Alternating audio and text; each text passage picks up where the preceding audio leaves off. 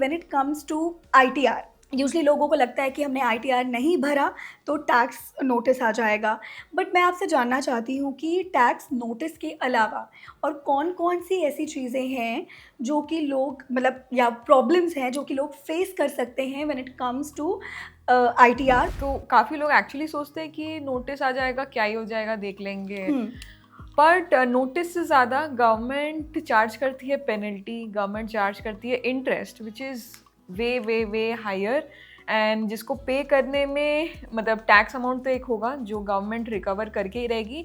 अगर आप tax amount नहीं पे करेंगे तो गवर्नमेंट फिर आपके पर्सनल एसेट्स एंड वो सारी चीज़ें पे सीजर एंड वो सब अपने पास कर सकती हैं।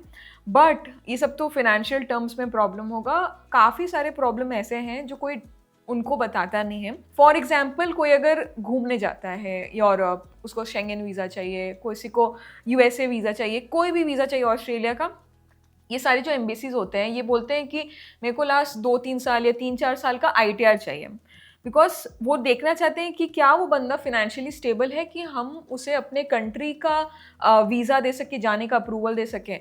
तो अगर आप ITR ही नहीं फाइल करेंगे तब तो वो लोग आपको वीज़ा ही नहीं देंगे। सेकंड, अगर फॉर एग्जांपल आपको लोन लेना हो, चाहे वो होम लोन हो, कार लोन हो, एजुकेशनल लोन हो, हर बैंक आपसे एक फिनेंशियल प्रूफ मांगता है, आपका एक फिनेंशियल पोजीशन देखना चाहता है, जिसकी वजह से वो उसमें ITR मांगते ही मांगते हैं। लास्ट 2-3 साल, 3-4 साल का, 5 साल का, जैसे भी वो चाहे वो मांग सकते हैं। अब वहाँ आपको लोन मिलने में प्रॉब्लम होगा बिकॉज ये बैंक्स को भरोसा ही नहीं होगा आपके फिनेंशियल पोजीशन पे।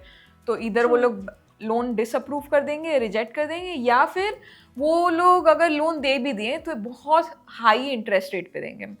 ये सब चीज़ें और तो और फॉर एग्जाम्पल केसेस आता है जैसे आपका बैंक में FD है और FD से आपको इंटरेस्ट मिल रहा है। अब हर बैंक का ये एक रूल है कि वो जो भी इंटरेस्ट आपको पे करेगा वो TDS कट करके देगा। फॉर एग्जाम्पल, आपका पूरे साल में कोई भी टैक्स नहीं बनता है, आपको ये TDS रिफंड होना चाहिए। बट अगर आप ITR नहीं फाइल करेंगे तो ये TDS समझो गया, वो आपको रिफंड नहीं मिलेगा। और last and most important thing, ये स्पेसिफिकली उन लोगों के लिए जिनको लॉसेस होता है, मे बी स्टॉक ब्रोकिंग में, ट्रेडिंग में, शेयर्स लॉसेस होता है, बिजनेस लॉसेस होता है।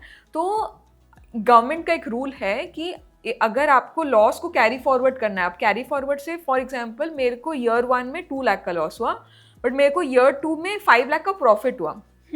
तो अगर कोई अपना टाइमली मतलब जो स्टिपुलेटेड टाइम है उसमें अगर कोई अपना ITR बनता है तो वो 2 लाख जाता है नेक्स्ट ईयर 2 में, और वो 5 लाख से माइनस होता है 2 लाख, और वो 3 लाख पे आपको टैक्स पे करना होता है। अब अगर आप टाइमली पे अगर आप इस केस में टाइमली अपना ITR नहीं भरते हैं तो आपको ईयर 2 में फुल 5 लाख पे अपना इनकम टैक्स भरना होगा, एंड जो 2 लाख का आपको जो रिबेट डिस्काउंट जो भी सेट ऑफ हो रहा था वो नहीं होगा। तो मेजरली बहुत सारे ऐसे इश्यूज आते हैं।